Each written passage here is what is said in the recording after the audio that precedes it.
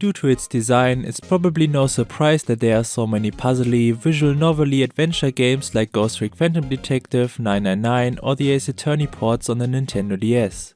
The stylus makes navigating menus and dialogue options really smooth and quick, the occasional point and click part is really direct, and sometimes the dual screen design can make for some pretty unique puzzles. This last point seemed to have been a great source of inspiration for now defunct game developer Sing with Hotel Dusk and Another Code 2 Memories, the latter of which in its Nintendo Wii sequel Another Code R A Journey into Lost Memories we're gonna take a closer look at in this video.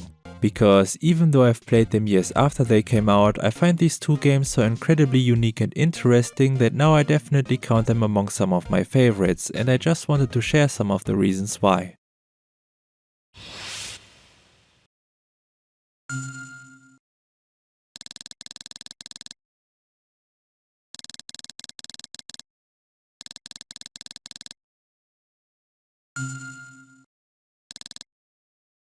We play as 13-year-old Ashley Mizuki Robbins, who, along with a strangely familiar device called the Duel in Another System, short DAS, receives a letter from a long-lost, believed to be dead father, telling her to come to the deserted Blood Edward Island on the day before her 14th birthday. There her Aunt Jessica gets kidnapped and she meets Dee, a ghost without any memories of his life as a human, and now has to make her way through a seemingly abandoned mansion to find Jessica, her father, and Dee's lost memories. Despite some of the fantastical elements like Dee the ghost or the more science fiction-y things later on, it becomes quickly apparent that compared to a lot of its contemporaries, Another Code does make an effort to come off as a bit more down to earth, almost realistic in both its visuals and writing. Instead of going for a straight up anime or cartoon art style, the game's watercolor-esque character portraits are slightly closer to realism, and the most out there piece of character design is Ashley's white hair. Some of the paintings and drawings inside the mansion even come pretty close to realism, something you could actually imagine real-life family paintings to look like. In terms of writing, a big part of what makes Another Code feel so down to earth is its characters, particularly Ashley herself. I like that, while she's not stupid, she does have that certain childish naivete about her that doesn't quite let her get behind some of the nuances of more adult motivations and relationships. I feel like a lot of video game stories with such young protagonists like this would then simply omit most of these more mature elements. But it's cool to see that Ashley is pretty frequently confronted with them and has to make sense of them of her own. I assume that the target audience for this game were intended to be people roughly around Ashley's age themselves, so it can be pretty surprising, but also intriguing to see it hinting at mature subjects like friends with benefit relationships, even if they are framed through Ashley's point of view and therefore retain a certain sense of innocence. The framing of the story through the perspective of such a young girl also affects the kinds of mysteries that are uncovered throughout it. Despite the titular Another being a potentially world-changing invention, what is most important to Ashley is the fact that it were her parents who worked on it. Even though it would seem like some of the secrets uncovered in the game should have more gravitas, they end up remaining incredibly intimate. It feels appropriate. Of course, this 13-year-old cares more about reconnecting with her family than technology she couldn't possibly understand, which also serves as a good excuse not to go into more technobabble, but even the adult characters always have some really personal motivations for their actions. Instead of going for a narrative with super high stakes and lots of melodrama, Another Code chooses to be a bit more subdued, which again contributes to the more down-to-earth atmosphere of it all. But to analyze why it is that Another Code tries to have such an almost realistic atmosphere, maybe we should answer a question about the game's most prominent gimmick. Why exactly is it that Ashley has to walk around with a device that is shaped pretty much exactly like a Nintendo DS? A more cynical answer could be that it's just that, a gimmick, but I think that it reveals one of the game's greatest strengths. Another Code is exceptionally good at putting Ashley and the player on the same page. Ashley's birthday is programmed to always be the same as the one that is set on the DS system, so that already shows that there's an attempt to make player and player character share a personal connection. If the player is to hold a weird dual screen device in their hand, then so is the character they play as. I think this also explains a lot about Ashley's character and visual design. While we do get some insight into her past, there's not a whole lot about her private life, likes and dislikes, hobbies, stuff like that. Possibly to make her more relatable to players with all kinds of different interests themselves. It might also be a reason for her short hair and, mostly rather agender clothing, trying to make her relatable for both boys and girls who play the game. However, all of that doesn't mean that Ashley is a straight up player avatar. She does still voice her own thoughts and opinions on things that are currently happening and still comes with her own unique background. I would say that these choices enable her to be as closely connected to the player as she is, while still allowing her to be her own character. Where the game really comes to shine in terms of putting player and character on the same page is of course the actual puzzle adventure part of the game, so let's talk about that.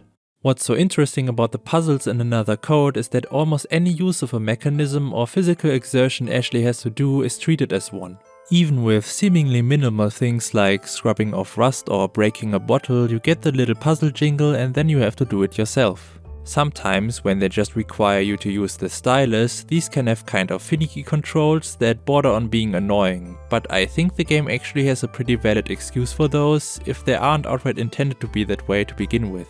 Remember that it is a 13-year-old girl that is supposed to be doing all these things. I think that the sometimes weird feeling controls actually do a pretty good job at reflecting that.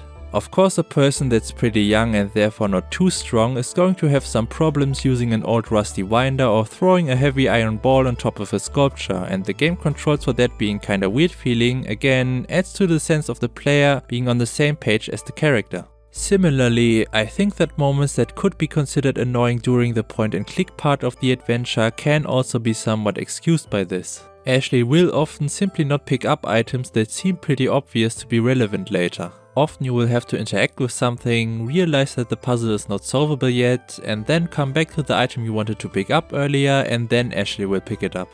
I can see how this can be pretty tedious. You could make the argument that your game character should just do what you want them to. But considering all the other work Another Code puts into the player-character connection, I think it's okay here.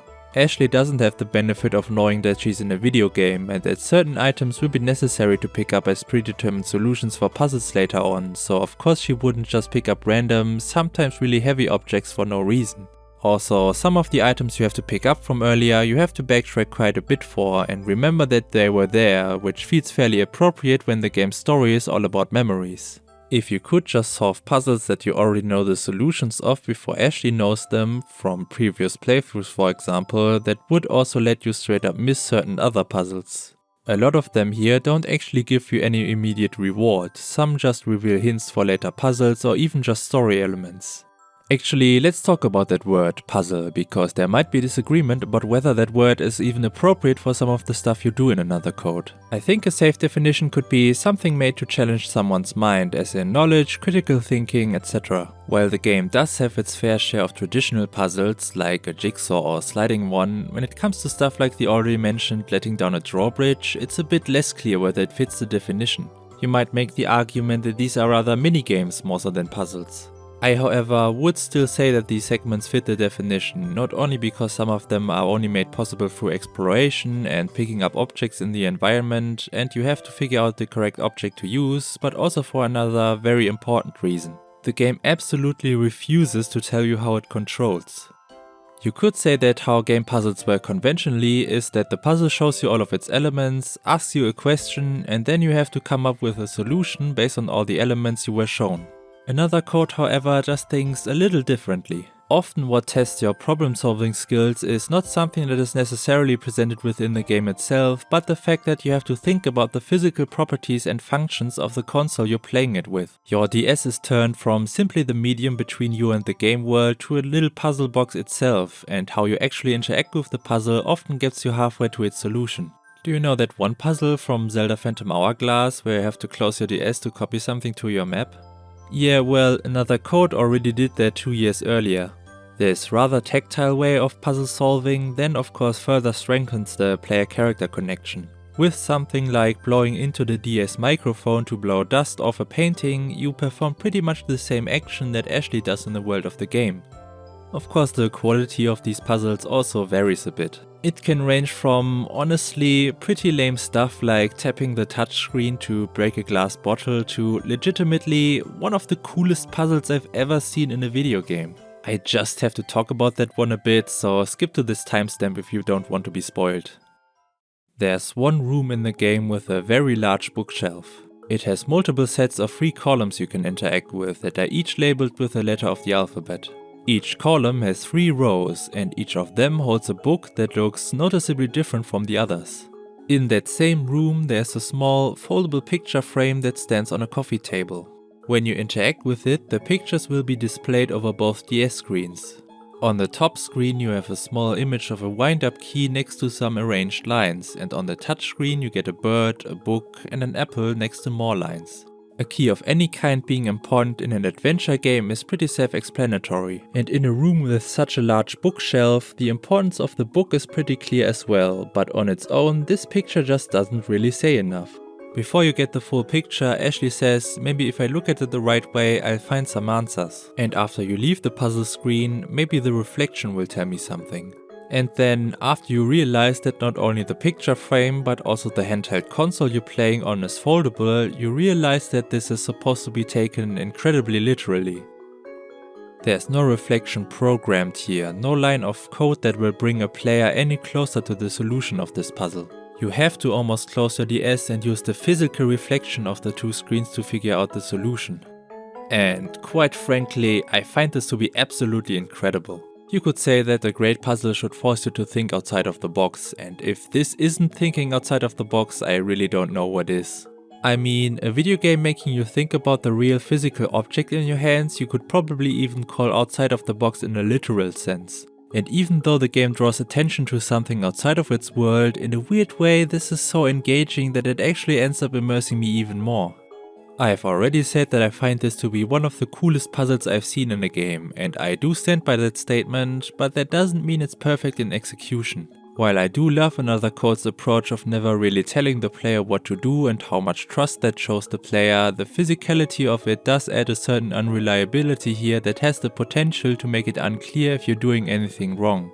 There is also the possibility of a player just beating the puzzle without actually figuring out the solution by simply trying out every book on the shelf, which would be pretty unfortunate as they would be missing out on one of the greatest aha moments ever. But despite these problems, I can't help but just love this puzzle to death, which also kind of goes for the game itself. Another Code is by no means perfect. Some of the puzzles here are just way too easy and honestly kind of lame, and the story, while it can be really nice at some points, definitely could have used some more time to breathe. While the memory segments are fitting, again the game's story is all about memories, they don't really do anything all too interesting. Just these little quiz segments that don't punish you at all for messing up, so not really engaging overall. But the way the game makes use of the DS's properties alone makes it so unique and innovative that it's really easy for me to look past any of its shortcomings. A lot of games on handheld consoles, even some that I really love, feel like they were working against their platform's limitations. Another Code, however, views the DS not as a limitation but as an opportunity to deliver a great gameplay experience. And even almost 20 years later, the only other games that feel quite like it are the ones also developed by Sing themselves. I don't know if the comparison is completely appropriate, but if gaming's equivalent to a blockbuster movie is a big AAA game, maybe you could say that something like Another Code is more akin to an experimental short film. I mean, with its only 4 hours of playtime, maybe that isn't too far-fetched. The biggest difference is probably that experimental short films often don't get sequels, which of course Another Code did.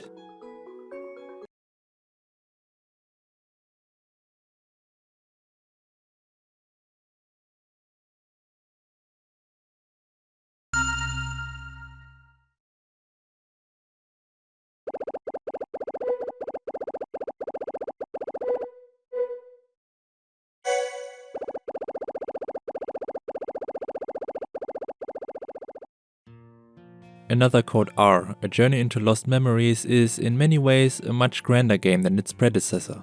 With its around 15 to 16 hours of playtime, it's more than 3 times longer, the game features a much larger cast of characters, and instead of basically just one mansion on an island, there are much more diverse locations this time around.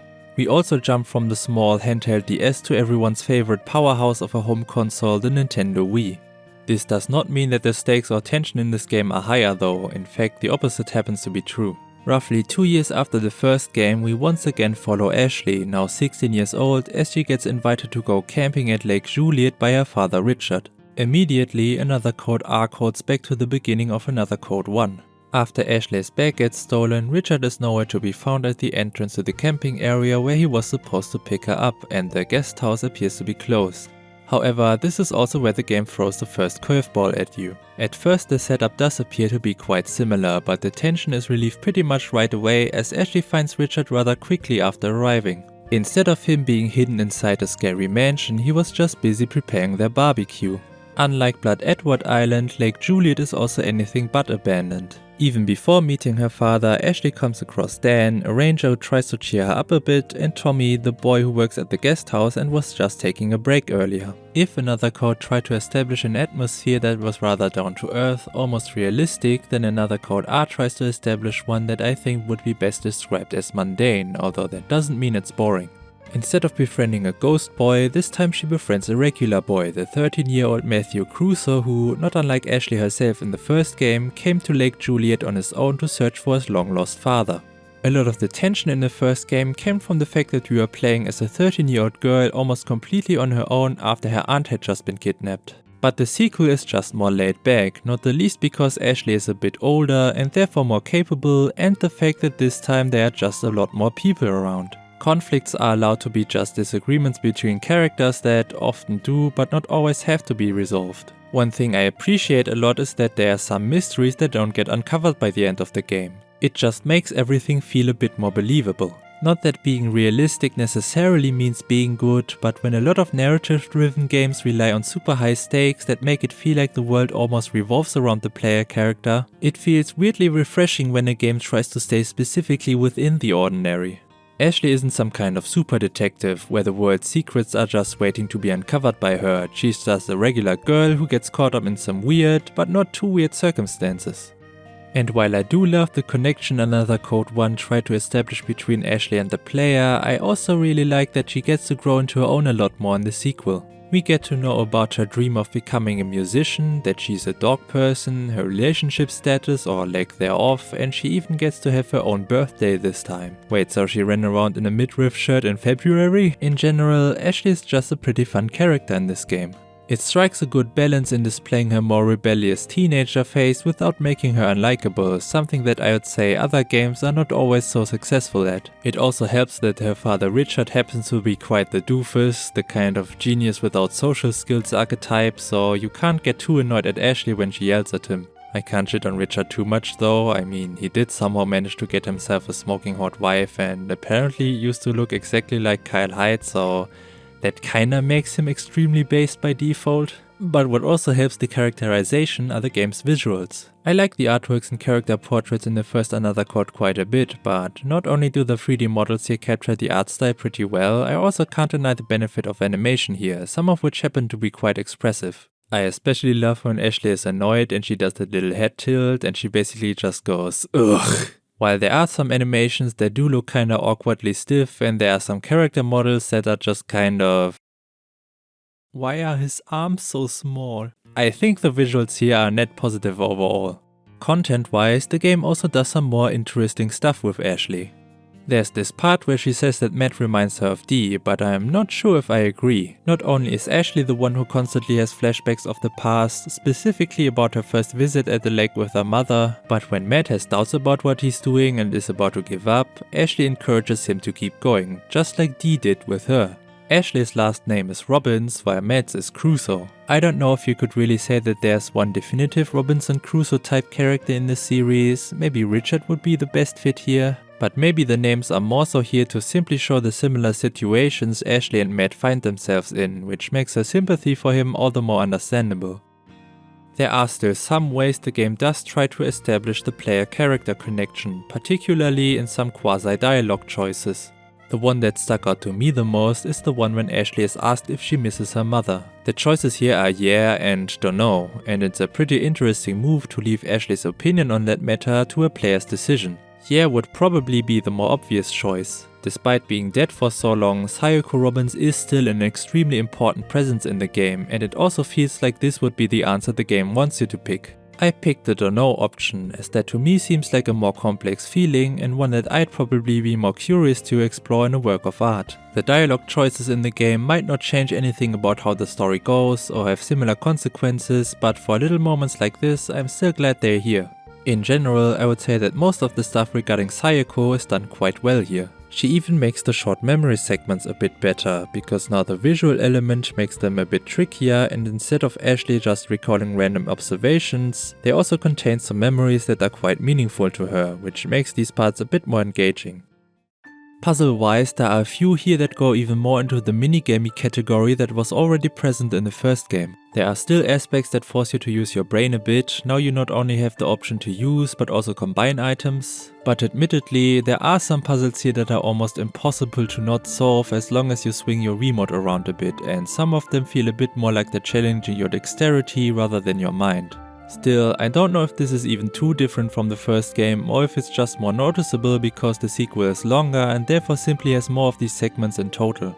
I can say that the way they're done at least gets pretty creative at times. Between hammers, test tubes or kaleidoscopes, there's no shortage of oblong, vaguely Wiimote-shaped objects that Ashley has to interact with and that make use of its motion controls.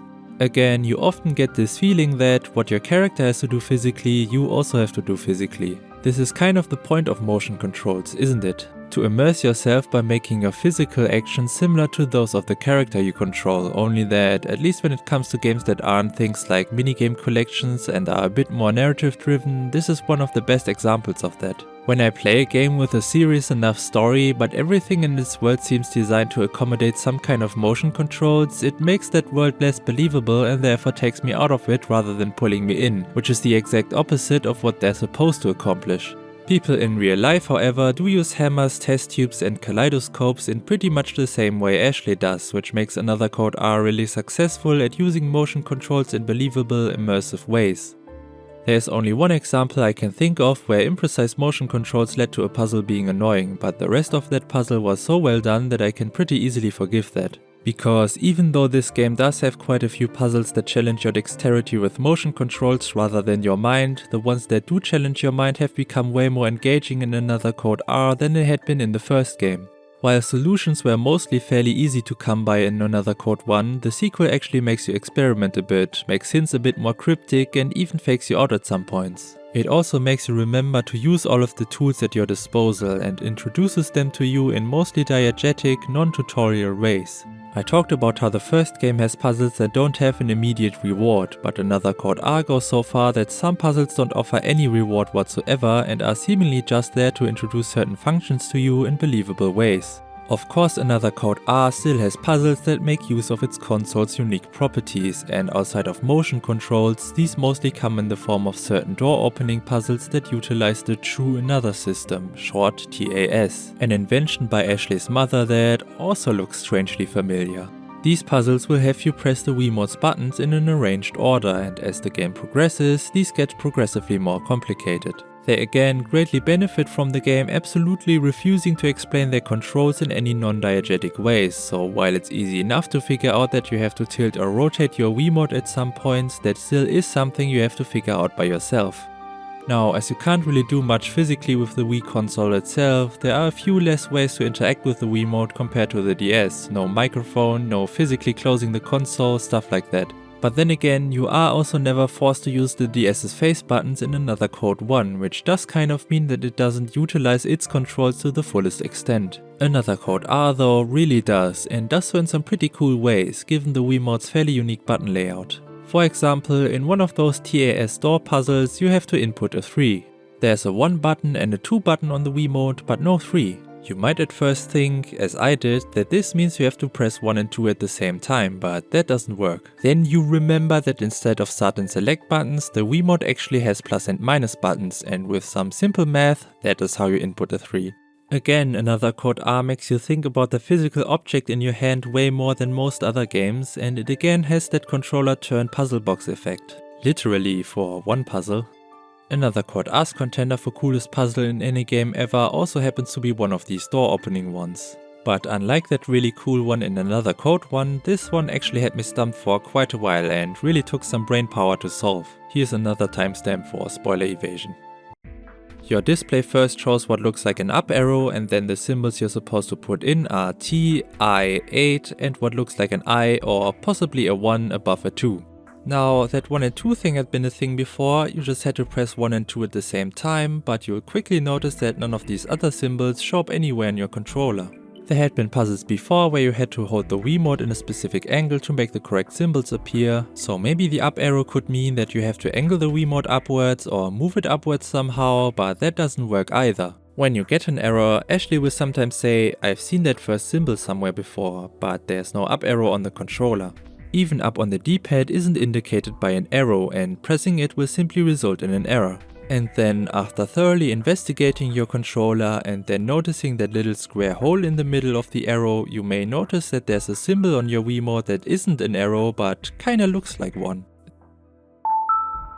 This, in my opinion, is nothing short of genius. There's not that much when it comes to hardware we can use with the Wii, well then we just use its inherent software instead. Also, using a zero, forcing you to use math again, avoids the issue of players figuring it out on accident by just randomly pressing buttons, which is so smart as well. Having you use the whole menu is exactly the kind of out-of-the-box thinking that I liked so much in that one puzzle in the first game as well. Normally, you would never think that in order to beat the game, you'd have to temporarily get out of the game, and that's what makes this so effective as a brain teaser, while it really is just so simple. This does lack the whole physicality aspect of it, so conceptually I think I still like that really cool puzzle in the first game a bit more, but execution wise, this is the clear winner. Borderline perfect, one of the greatest aha moments I can think of, not only because the solution itself is so creative, but also because it is legitimately a bit difficult to come up with. And this definitely was the moment my mind was blown the most, but what if I told you that it wasn't the only one where it was blown? If you don't know, the Wii had a bunch of different ways that games could be played, so usually the box cover of each game showed you which controllers or controller add-ons were compatible or required to play it. Another code R lists the normal Wii remote as the only compatible controller, so imagine me seeing the game show me a thing that looks like this. I've praised another code's refusal to explain itself non-diegetically before, but this? It puts so much trust in you that it doesn't even need to tell you which controller you have to use? Come on, how are these games not talked about as some of the greatest examples of the medium instead of boring, tear-jerky, award-baiting garbage hogging up the attention all the time? What makes games unique as an artistic medium is interactivity, and another code proves that you can have an emotional, dialogue-heavy, character-driven story while still having innovative, deeply engaging interactivity that isn't afraid not to chase trends and that is willing to be a bit weirded out there. Another code was the short, experimental but also amazing proof of concept, while another code R was the slam dunk that showed that it could also work in a full-length home console game. And that is why, if you haven't, you should get yourself a DS, get yourself a Wii, and play these games right the fuck now. That is the kind of stuff that made another code so special. If there's one thing you likely took away from this, it's that I really love how these games utilize the platforms they're on. And while I do love it, it also brings up a difficult question regarding preservation. One might argue that playing any old game on anything but the original hardware might alter the experience significantly, but it is especially true here. Okay, to be fair, for another code R you really just need a system that can connect to a Wii remote, but at least for the original another code, the question about preserving that game becomes a whole lot harder. I know that there are some smartphones that do a foldable screen thing, but generally it doesn't seem like the dual screen design is something we often go for. Which is pretty bad, because that design was so integral to another code and not having a dual screen would be pretty detrimental to the experience. I would even go so far as to say that if you're not playing another code on a DS or 3DS, you're not really playing another code. I don't know how to solve the issue of preservation regarding these games, but what I think can absolutely not be the solution is to just remake them on different platforms. I'm not really against the idea of another code games on the Nintendo Switch. The console certainly has some unique elements to its design, and seeing how a game like that would make use of it in its puzzles would be pretty exciting. Which is why I actually would have loved a sequel, provided that a lot of the original creators still work on it. Ashley is a cool character, and I'd really have looked forward to seeing how her story continues into adulthood. But it is just the fact that the Switch physically cannot capture the same experience that these original games provided, which is why I find even the idea of another code remake so baffling. I certainly hope that another code recollection will be good, and if it is, maybe that does lay the groundwork for some more sequels. My wish would just be that the originals also get the respect they deserve. If you have something to say about another code, please leave a comment. You can of course like and subscribe as well, but yeah, comments are what I would appreciate the most, something to interact with. yeah, that would be pretty cool. The only exception would be like spoilery stuff for Another Code Recollection. I think there's a demo of it on the Switch eShop, but I've avoided looking at anything regarding that game so far because I'm gonna play it anyway. So if we could refrain from, if you have played the demo or anything, refrain from commenting about that. That would be highly appreciated. But yeah, anything else, if you have a take on Another Code, if you have like a unique interpretation, or if you disagree, if you think it's shit or something like that, yeah, feel free to comment, please. Yeah, I don't know. Another Code is one of those things that I think I could, the more I play it, the more I have to say about it. Also, like funny stuff. Like there's this dude in Another Code R who's like, who makes like these salmon rice burgers, and the reasons for why he came up with that is pretty weird. He was like, oh, people had to wait for so long for their burgers, and that's why I wanted to make burgers beforehand, but then when they get cold, and it's like, dude, like burgers take like what, 5 minutes? Why the fuck would you have to do them in advance? Well, I don't know. It's a pretty cute moment with like Sayoko. So, but it's like one of the rare instances where the game does kind of, okay, like this isn't really believable. This is kind of immersion breaking, I would say. But it's not too bad. Like I think most of the stuff in Another Code R is pretty believable, I would say. Except, yeah, some of the stuff in the end, but like, yeah, it's always gonna have like some science fiction-y stuff, something with like ghosts and stuff like that. So yeah, that's not realistic, of course, but I don't know. It puts so much work in its atmosphere that I would kind of look past that, or I don't know. It was also like the game puts so much effort into like being realistic, then the fantasy science fiction elements like stick out more. Like I think they have more impact because like Ashley is not kind of, I don't know, a medium or like a superhero or something. So when she gets to interact with the ghost, it's like, oh, holy shit, that's kind of unique. But like, I guess not so unique that it like elevates Ashley above other people, which would be then, I think, kind of lame. Also, if you follow my recommendation and play Another Code, and if you like that, I can also recommend Hotel Dusk and Last Window. Last Window in particular I found kind of unmemorable, but I think both of those games are pretty good. They both have the stuff with like using the DS in pretty unique ways. Some ways even that Another Code doesn't, so that's pretty cool. I think you can probably tell from this video that I really like that kind of stuff.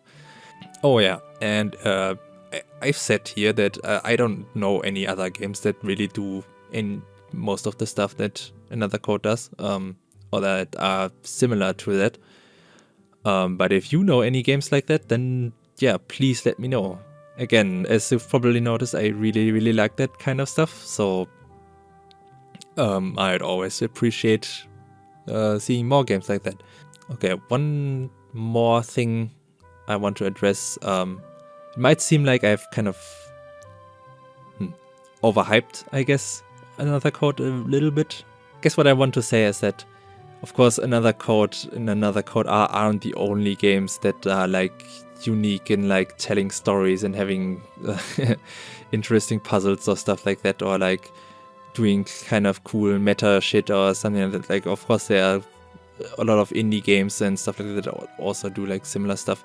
I guess one thing you could say that in that time period there weren't, I think, a lot of games like that, and if there are and I just don't know them, then again, please let me know, because I'd love to play them. Yeah. I don't know, but even with indie games, I think there aren't that many that go quite as hard on like using the platforms they're on, which is also understandable because like not every game is like a console exclusive. So of course a game that gets released on Steam and then also PlayStation and Xbox and Switch can't do that much stuff with the consoles they're on. So I think in that way Another Code is still pretty unique. And yeah, I think also it's cool that I feel like sentiment for a lot of players that I don't know if I would agree with it, but I think there are some voices who would say like oh, this game is pretty good, but or it would be pretty good if it wasn't for the motion controls and stuff like that. You can think of whatever example there could be for it. But yeah, Another Code R and Another Code, I guess, as well. Really, those kind of games that like, yeah, if they didn't have motion controls, then they would be just kind of bad, I think. Like, I don't think that Another Code R would be all that interesting if it wasn't for the way it controls, which, yeah. Or would I say that? I don't know. I guess my point is the way it is now is pretty cool. But yeah, thanks for watching again. See you probably when I review Another Code Recollection. Unless there's something else I can quickly, but I don't think so. I don't even know how quickly I'll get done with Recollection. But yeah, see you then.